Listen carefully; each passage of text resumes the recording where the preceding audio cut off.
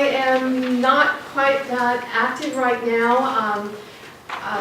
I started doing mental health parity work about 3 years ago when Cal Mesa, which oversees some of the Prop 63 funding, was handing out certain grants to various organizations.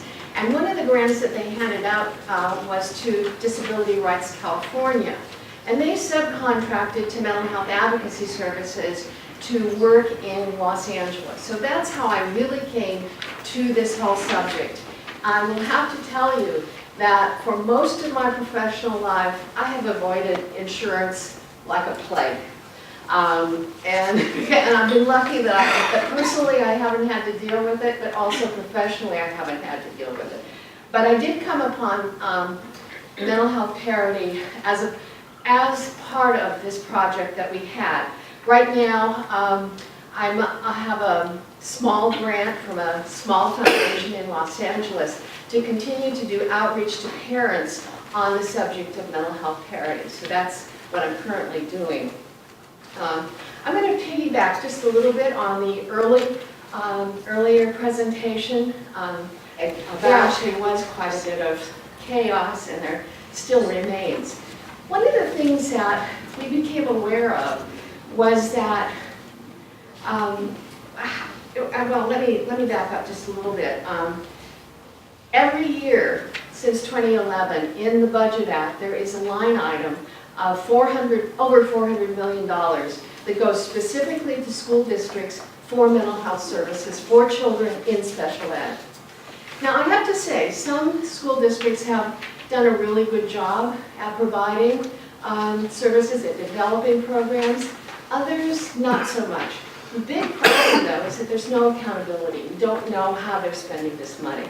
One thing we do know, and there is some data on this, is that it does seem that a number of children who would have been receiving what in LA we call 3632 mental health services are now being seen by the County Department of Mental Health because they qualify for Medi-Cal. And, you know, I can sort of step back and say, okay, they're getting services. They should be getting it through the school, but they're still getting services, and that's what's really important here. And we've actually had a few reports of schools saying, well, you're on Medi-Cal, so we're going to refer you to our local county office of mental health to get the services. So here you have this one group of students who was getting mental health through special ed, being referred to county mental health because they're eligible for Medi-Cal. Well, special ed does not have a financial doesn't have a financial requirement. So there are a lot of kids who are in special ed who aren't eligible for Medi-Cal. But the fact is, they may very well have insurance. And that's kind of where parity comes in.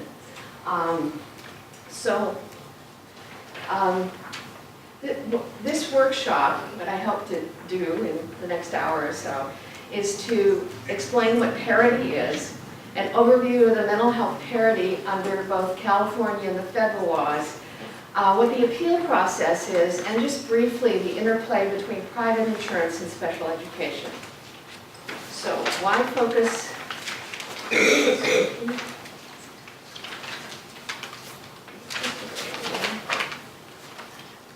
How is this working? Okay. You can do it manually. I can. You just use the arrow keys. Yeah.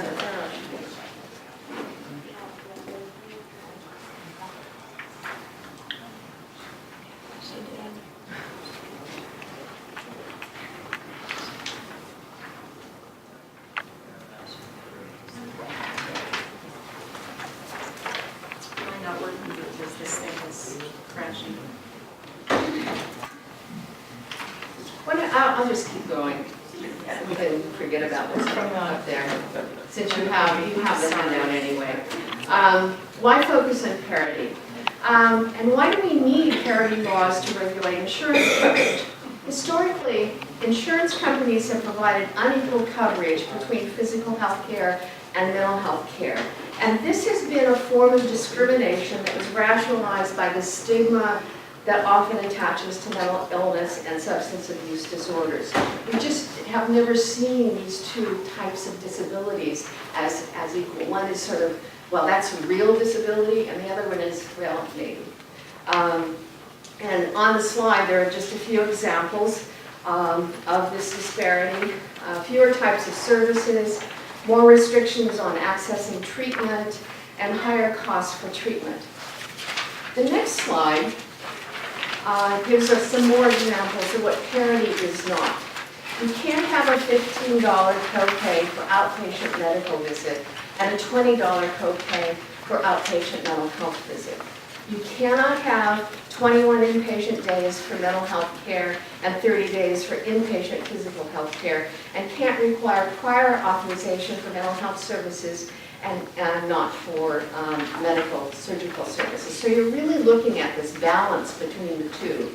Another interesting example that popped up, I don't think it's as prevalent now as it used to be, but if you had a total annual deductible of, say, $500, you can split that amount between the mental health services and the medical services.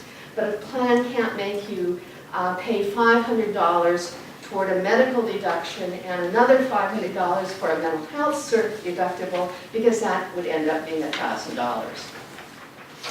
So the next slide, what parity means is equality. And in health insurance, that means a person receives coverage for mental health services that are equal or equivalent to what they receive for physical health care. And it's important to underscore, however, that parity does not mean a strict equivalency between physical health coverage and mental health coverage. And I'll get into that more when I talk about the California law. So, to understand mental health parity, we need to know what the laws are that govern it.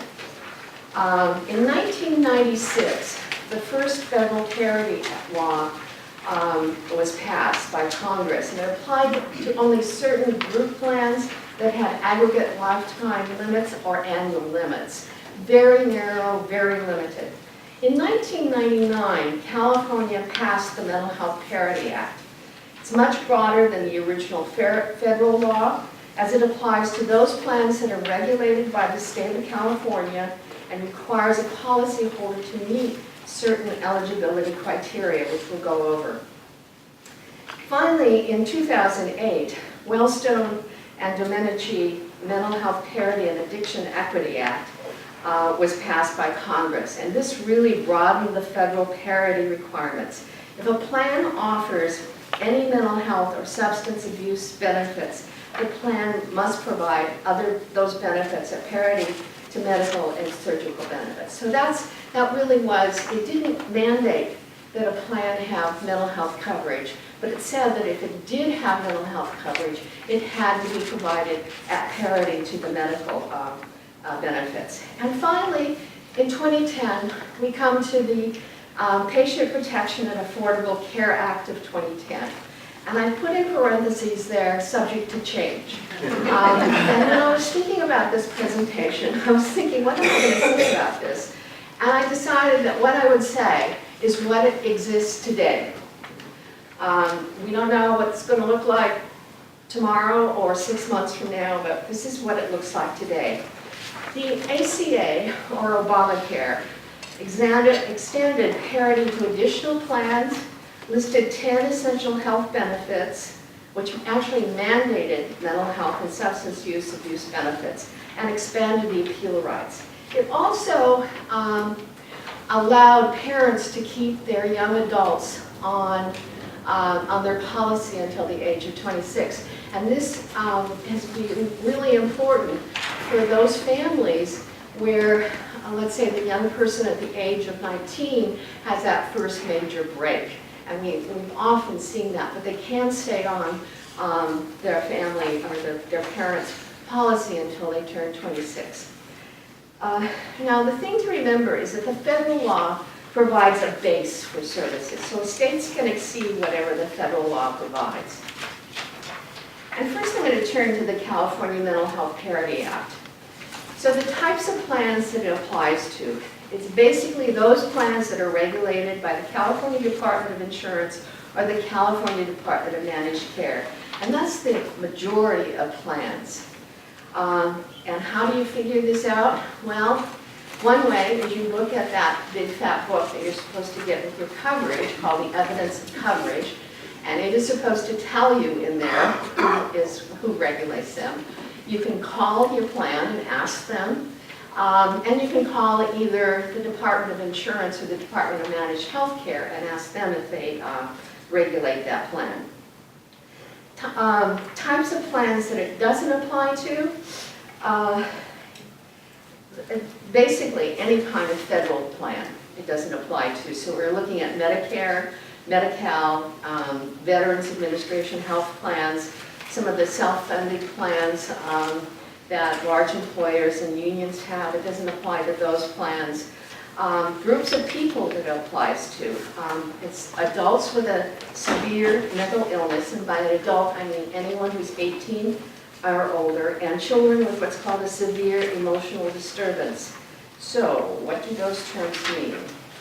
Well, first for adults, it's pretty simple. We have a list of 9 specific diagnoses. And if you don't have one of those diagnoses, the California parity requirements do not apply. It's as simple as that. For children, it is a bit more complicated as it goes beyond a specific diagnosis. For children, a severe emotional disturbance is tied to the definition in the state law of eligibility for what's been known as the Children's System of Care. And that's really the way children's mental health services has been organized in the state. So the child is at the age of 18. They have a diagnosis from the most recent edition of the Diagnostic and Statistical Manual of Mental Disorders, other than primary substance use disorder or developmental disorder. And this must result in behavior inappropriate to the child's age according to expected developmental norms. And it must meet the criteria of Welfare Institutions Code Section 5600.3A2. And what exactly does that say? Well, the child must have a substantial impairment in at least 2 areas: self-care, school functioning, family relationships, or the ability to function in the community, and either of the following 4 areas apply. At risk of removal from home or has been removed, impairment has been present for more than 6 months or is likely to continue for more than 1 year without treatment, displays one of the following: psychosis, risk of suicide, or risk of violence, and finally is identified as eligible for special education as emotionally disturbed. So many of the children that you're looking at who you're thinking needs a residential treatment facility, in fact, they most likely do have an IDP that, where the child has been identified as emotionally disturbed. So, what does it cover? Well, it has to be equal in terms of lifetime benefits, co-payments, and deductibles, and it includes outpatient services, inpatient services, partial hospital services, and prescription drugs, but only if the plan covers any prescription drugs. So if the plan doesn't cover any prescription drugs, then it doesn't cover prescription drugs for mental illness. And finally, we come to the real heart of this, which has to do with medical necessity. And just as an aside, medical necessity is a standard that insurers use in order to determine if a proposed treatment is necessary, if it is reasonable, and if it's evidence-based. In 2015, NAMI did a nationwide survey, and they found that it was 2 times more likely to, insureds were likely to be denied, twice as likely for mental health treatment based on medical necessity than physical treatment. So again, we're looking at a real area of discrimination. But what's important for the California law is to really focus on what is meant by all medically necessary treatment. And that is because of two fairly recent court cases, one in federal court and the other in state court. Both involve young women diagnosed with anorexia, and both courts have held that the health insurance plan had to pay for residential treatment because it was medically necessary, even though there was not an analogous treatment available for physical health in that plan. Both courts rejected this idea that parity means a strict equivalency between mental health treatment and physical health treatment. Instead, they recognized that mental health treatments are unique and cannot be restricted to those that are identical to physical health treatment. And that's what the lower court in the Shea decision held. That basically, I mean, you really were looking at apples and apples. But we know that outpatient treatment for cancer is not the same as outpatient treatment for depression. It just isn't the same. So under Shea, the standard that the court reached was that the treatment must be sufficient to reach the same quality of care afforded to physical illness. So that's a fairly strong standard. And I think it makes the California Parity Act really important, and particularly as we go forward in this rather difficult time. I put in this little Q&A talking about Anthony, who's 13 years old and has been diagnosed with a bipolar disorder. Now, qualifies for special education under ED criteria. He's been hospitalized 5 times this year, once for a suicide attempt. He's at risk. Well, first of all, does he fit the definition of SED under the California Mental Health Parity Act? Well, he's under 18. He has a DSM diagnosis of bipolar disorder. There's a substantial impairment in school functioning and family relationships. His behavior has placed him at risk of being removed from the home, and he's attempted suicide. His mother's, next question is his mother's insurance plan governed by the California Act? Again, you look to the evidence of coverage, and it shows that he is governed by the California Department of Insurance, and it provides outpatient services for physical conditions. Is the recommended treatment medically necessary? And again, that is the real issue. That is what insurance companies rely on time and time again to deny coverage. This service, and the other thing about, I just, again, sort of go off here, the other thing about medical necessity is that there's like a veil over it. We don't know what they're using to define the medical necessity. It's very difficult to get insurance companies to release that information, even though you are entitled to that information. So, for little Anthony, well, the services were recommended by the psychiatrist, and they're recognized as being evidence-based. That will remediate his behaviors and increase functioning skills in school and in his community and with his family. And there's no equivalent treatment to intensive in-home services for physical condition, but the Shea court made very clear that parity instead requires treatment for mental illnesses sufficient to reach the same quality of care afforded to physical illness. So even though this particular service might not be available under for physical illness, you look to see whether or not it was sufficient to reach the quality of care afforded to the physical illness. So, moving right along to federal laws, and this is briefly talk about the Affordable Care Act initially, and then I'll go back to the Federal Parity Act. ACA creates 10 categories of required health coverage for qualified health plans. They also expanded the existing parity laws to more types of health plans and expanded appeal rights to more types of health plans. The next slide shows you what those essential health benefits are under the ACA. And as you can see, 1, 2, 3, 4, the fifth one is mental health and substance use disorder services. Which means that every plan that comes under the ACA now must provide some sort of mental health or substance use disorder coverage. And so the question comes up, well, if we're talking repeal of the ACA, will this go away?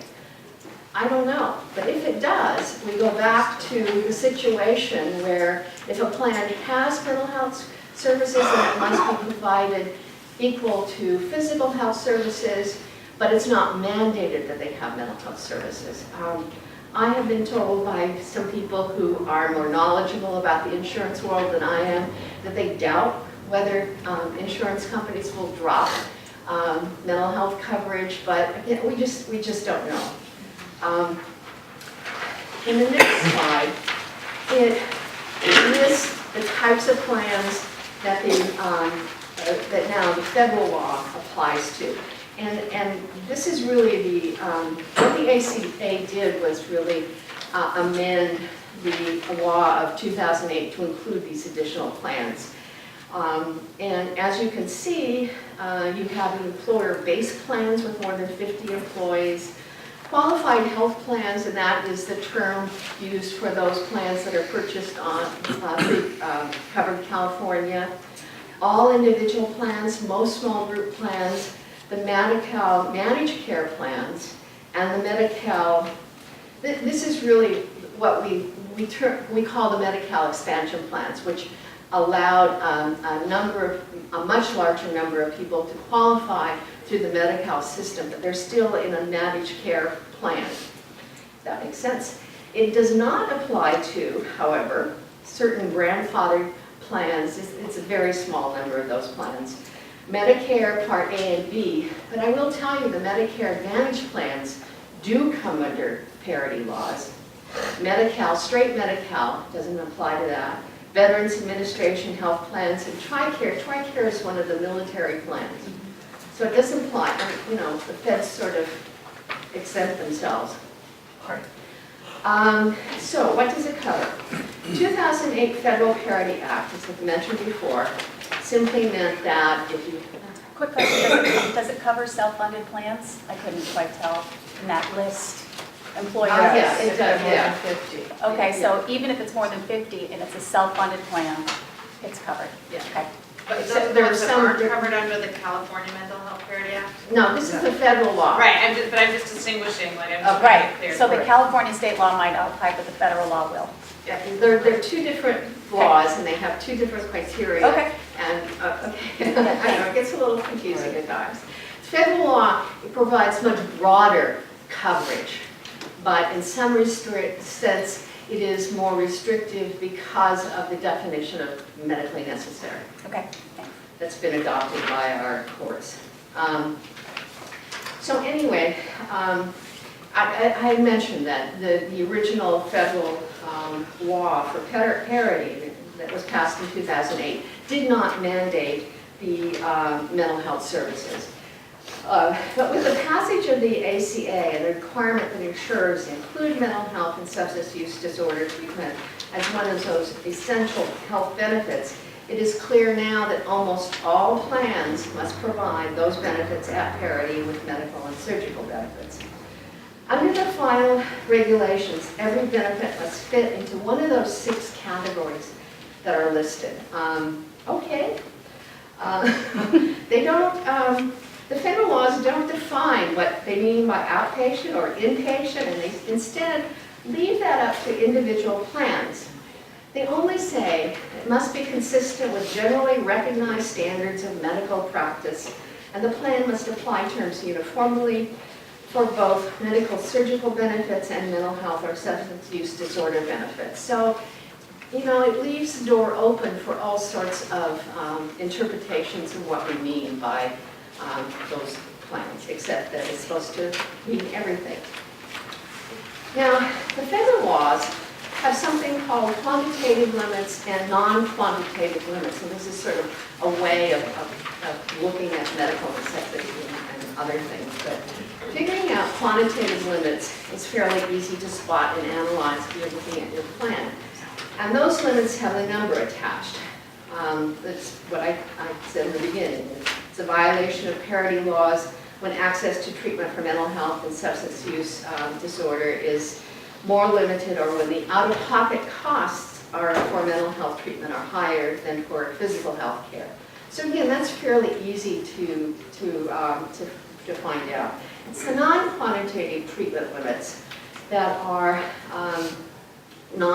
they call it a non-numerical process, strategy, standard, or other factor that limits treatment benefits. And this is really part of the whole management of care system. So one of them, step therapy, where a patient is required to try a cheaper treatment first before allowed to access a more effective and expensive alternative. So it'd be a violation of parity law if step therapy is required for mental health treatment, but not for physical health care. Also requiring prior authorization for mental health treatment, but not for physical health treatment. That's a very typical one, by the way, that people are required to get prior authorization for any kind of mental health treatment, where you look at what's going on in the physical health care world. They're not required to get that prior authorization. Restrictions based on geographic location, type of facility, provider specialty, and other criteria that limit the scope or duration of mental health and substance abuse disorder benefits more than physical health medical treatment. So this whole area of non-quantitative limits is just ripe for interpretation and for challenging. One of my favorite examples of this occurred in Southern California. And it's a situation where the recommendation was therapy once a week. So she'd go in for her therapy session, time appointment. But you couldn't make the next appointment anytime except when you were there at the first appointment. So she wanted to make an appointment for the following week. And what happened? She was told, oh, I'm sorry, we have no spaces available until 6 weeks down the line. So instead of getting treatment once a week, she was getting it every 6 weeks. And in that situation, they were really supposed to start looking at their out-of-network providers to get over that kind of problem. Needless to say, I think that practice is sort of ending.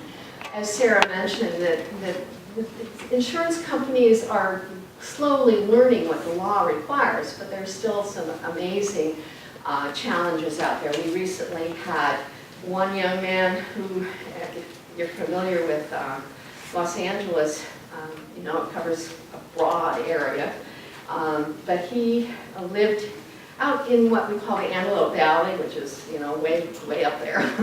And he was told to go see a therapist in Long Beach. I mean, that's just, you know, that's 70, 80 miles one way. I mean, there's no way he could get there. And again, one of the solutions is to recommend somebody out of network, which they did. So another Q&A.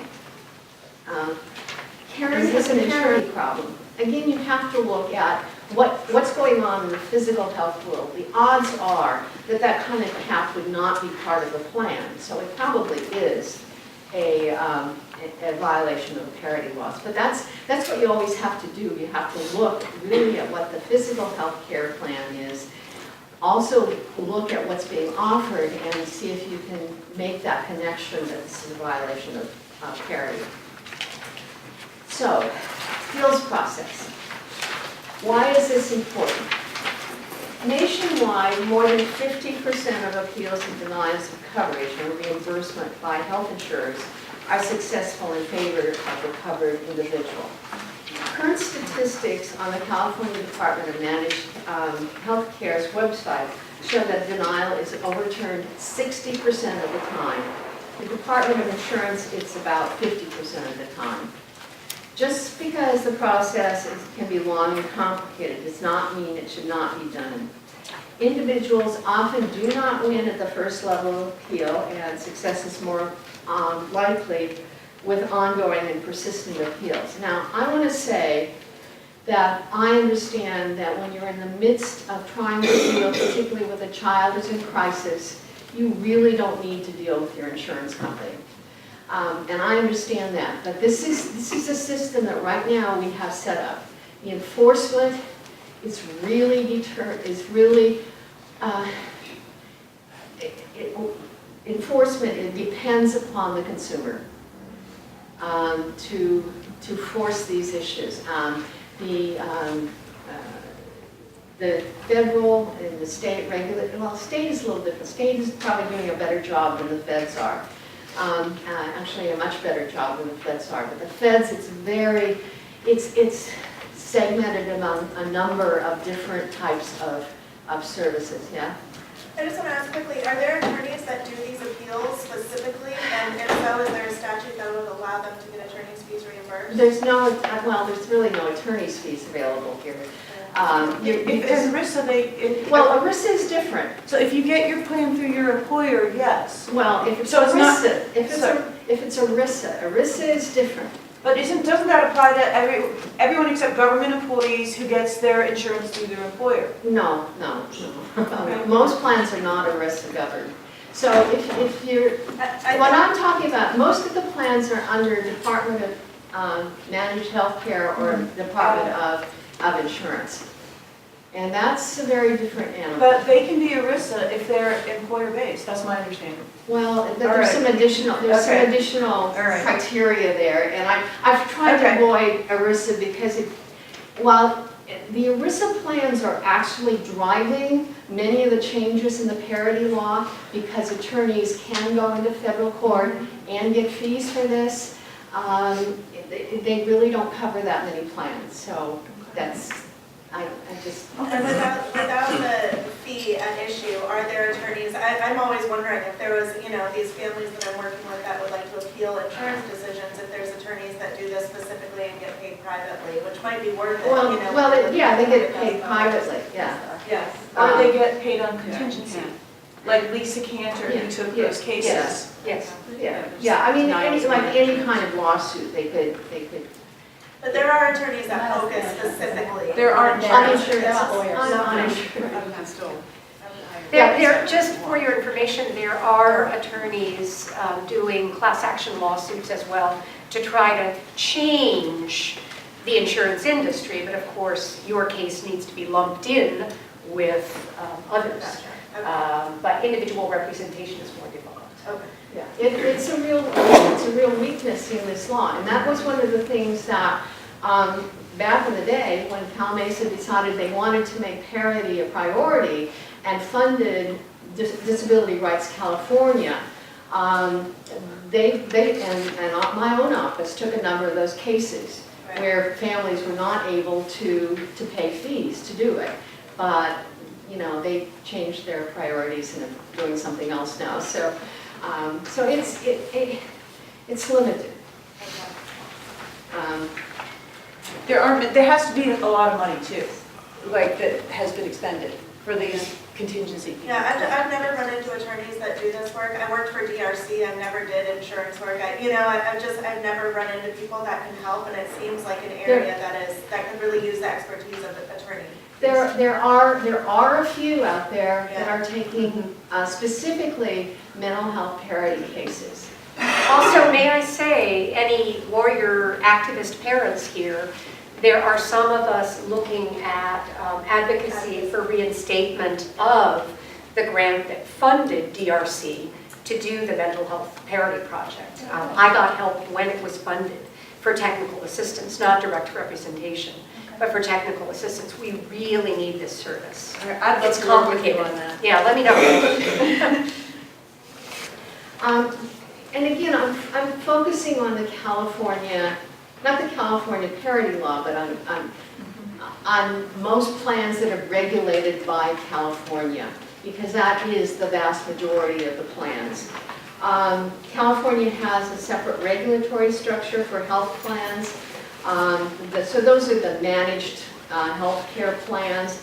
That's under the Department of Managed Health Care. And then for basic health insurance, which is the typical fee for service type of plan, and that's managed by the Department of Insurance. And I think the breakdown is DMHC has about 80% of the plans, and DOI has about 20% of the plans. So I mean, DMHC is really the one that most people are going to be looking to.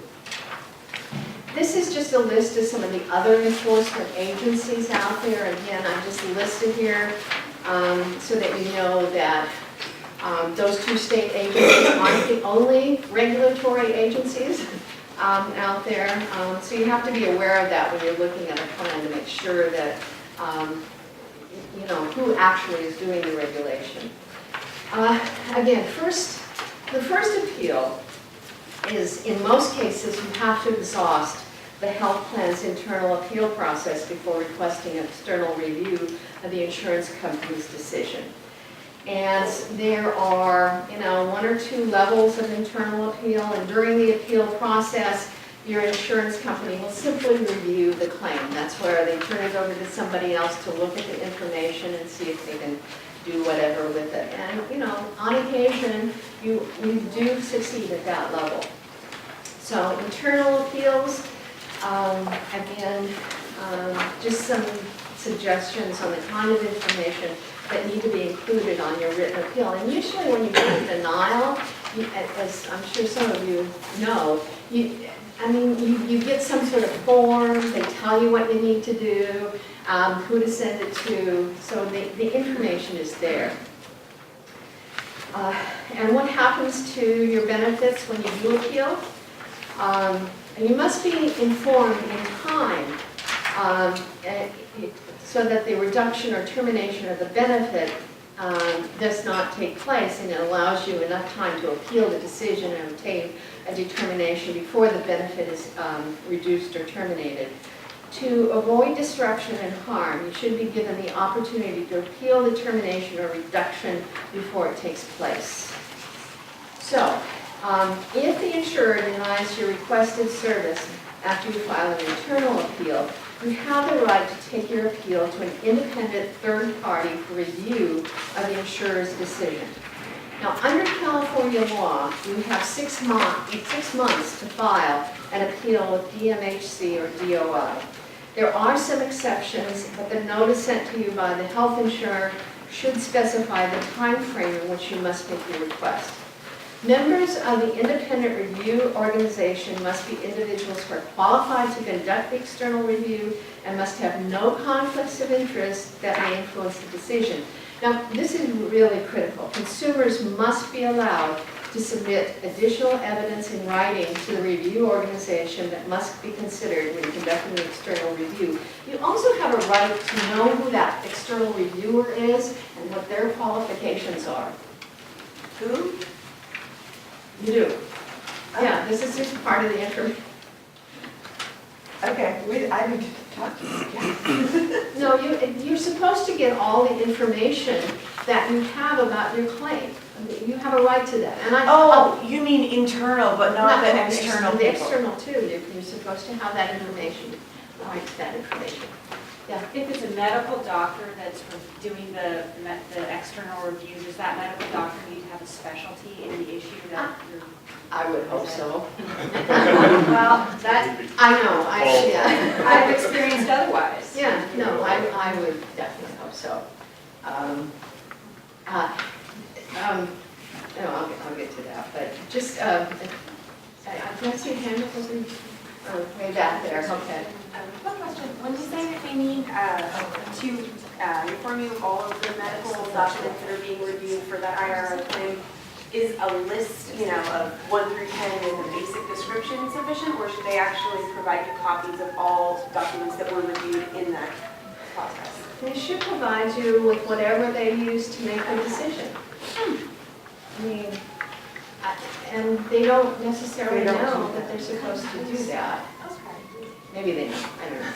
Well, they're supposed to, no, they're supposed to. So tips for appeals. Just keep asking and appealing. Denials frequently get overturned at every stage of the appeal process. Keep the appeals factual and brief. Meet all deadlines. Keep detailed records. This one is really critical. Ask for help from your health provider. They can often make the difference, particularly at the external appeal level. To have, even at the internal appeal level. And I've known several situations where the provider, whether it was a therapist or a psychiatrist, has been really instrumental in driving the appeal and making it happen. A couple of, and don't give up, although I know this can be really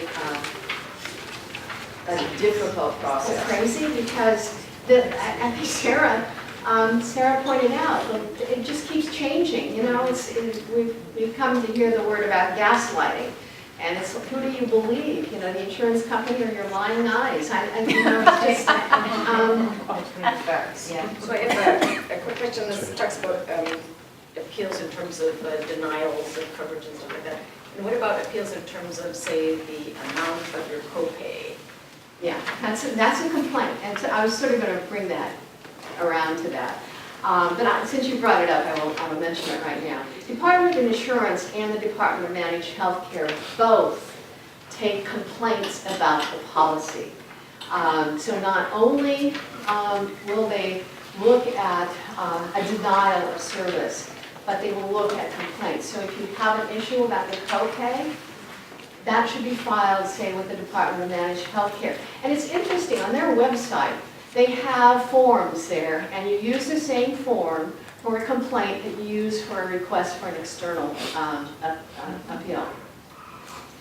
And they're fairly good at it. I have to say, I was at a conference last year where someone from DMHC was saying, we want more complaints. Because again, I know, imagine that. Again, this is how they know what's going out on the ground, and they have an obligation. They have a legal obligation to regulate these insurance companies. They're supposed to be there, you know, really seeing what they're doing, what they're not doing. They, over the past couple of years, they have reviewed most of the plans to see if they comply with parity laws. So this is their job. The Department of Insurance has the same kind of obligation. I will tell you, one of the difference between those two departments, Department of Insurance, you know, they cover all insurance. So whether it's fire insurance or auto insurance, it's much more than just health care insurance. DMHC, their focus is entirely on health insurance. So sometimes it's easier to get yourself into that department than into Department of Insurance. Okay, urgent health situations. So this is a situation where waiting for standard appeals process could seriously jeopardize your life or your ability to regain maximum function. Now, interesting, I know that about 6 months ago, there was a complaint filed against the Department of Managed Healthcare because they were taking too long to do these appeals. As you can see, you're supposed to, it's a maximum of 4 business days, you're supposed to get a response back. And there were situations, and this is involving people with mental illness, that it was taking over a month for them to get a decision made. So if you're talking about somebody who's in a real mental health crisis, they're in a hospital, they need to have continuing care, you've submitted this appeal, it's urgent, they have those appeals, or they have that care, and you're waiting, you know, a month. Well, if the hospital is willing to carry you that long, or you have some funds that will pay for that, okay. But, you know, you're also maybe subject to being discharged, and you're in an emergency. I understand that they are in some sort of settlement right now to rectify this issue, but I have to tell you, I was really quite stunned when I started to see some of the examples that were given of how long it took to get an urgent appeal processed. We've said before, the only way to hold insurance companies accountable to follow the law is to file these appeals. One of the major criticisms of parity laws is how difficult it is to enforce these provisions. because we rely almost entirely upon consumers exercising their appeal rights. And again, if you are a family member and you've got a child that's in crisis and it's an ongoing crisis, if you yourself are in crisis, having to deal with an insurance company may be just one additional problem. The other interesting issue that's come up is that, particularly because of Rhea and Harlech, those two court cases that really expand what we mean by medically necessary, you certainly can make arguments that some of the more typical mental health services that are available through the public system, for instance, wraparound services, in-home intensive care services, those types of services should be provided as part of your mental health package. The thing is, because of the way we've set up the system, many folks don't even ask for those services because they assume it will be turned down, which it probably will be, but then you have to go through this whole thing of appealing the decision. So it's just, we're not getting to some of the major issues, and it's true for residential treatment also. So again, all I can say is just keep trying. I put in here the contact information for DMHC and DOI. DMHC actually has some pretty good information on their website about what Parity is, when it applies, how you go about this whole process. So I would just take a look at their website. Now, I put in here just a few words about the interplay between private insurance and special education. IDEA specifically authorizes the use of Medicaid and a parent's private insurance. So a school district can't compel a parent to use Medicaid or private insurance. Such use must not result in any cost to parents. So you look at, is it going to have some impact on the policy? If it does, then the school can't do it, but if it doesn't, and the parent can consent to it, the parent must consent to this. And they can revoke their consent at any time. If the parent gives consent to bill private insurance, the child's overall benefits may be affected, so that's one thing to always keep in mind. But consent to bill Medi-Cal will not affect the child's overall benefits. If a parent does not consent, the school cannot bill the insurance company and must provide the services needed at no cost to the parent. Yeah. Yeah, I just want to bring kind of our issues together here and say that there could be big issues and impacts on the educational case if insurance will and can cover it. Because there's a string of case laws that says if it's a medical issue, the school district doesn't have to cover it. And so you're fighting all along to get your insurance to cover it because it's a medical issue. If they do cover it and the school district finds that out, they might bow out entirely, leaving you with more money. So it can become. It's very tricky. It's very tricky, this interplay between the two. And again, I think that what particularly parents have to decide is what they want, what they feel is in the best interest of their child. And sometimes pursuing the special ed case is most important, and other times really looking to the insurance company to pay for these services the best. And if you get the two to meld, well, that's probably better for everyone. But I agree that it gets very tricky. Yeah. Just a question, has anyone ever contacted their insurance company before putting their child in residential placement and asked for an approval? I mean, that makes no sense. Yes. Oh, I think every single one of my clients, I advise them to do that. Okay. I have two cases in my career out of dozens and dozens where the insurance company has said yes and they funded for an extensive period of time.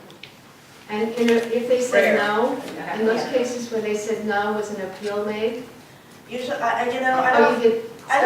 I do always advise clients to go both routes, and whatever's not covered by insurance, we can get, like the co-pays you're talking about, even if insurance covers it, there's expenses to the parents. And oftentimes I can negotiate with the school district, they're so happy that insurance is covering it, that they'll cover the out-of-pocket expenses Right. instead of the whole thing. I also do things where we develop settlement agreements that if the two cases I'm talking about where insurance is covering it, I'm always ready for insurance to say, oops, we made a mistake, because it's so rare. So I make sure that the school district's saying, you know, we'll cover this if insurance companies come back and throw this back at you, which I have seen happen a couple of times too.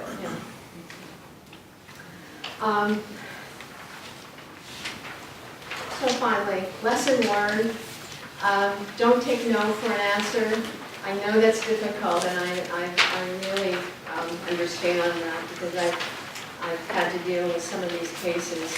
And I always put in here, and it becomes incredibly important now, this disclaimer, that this area of the law is developing, as we say. And so there will be some changes made. I don't know what they are, but just be alert that there will be some changes made. I frankly don't think that there will be that much to do with mental health parity, except if they decide to do away with those essential health benefits. That will have an impact. But the California law still stands, so, you know, if you fall within that. And many children under the age of 18, when you're looking at residential treatment particularly, or high-end mental health services, those kids qualify. There's no question they qualify for the California mental health law.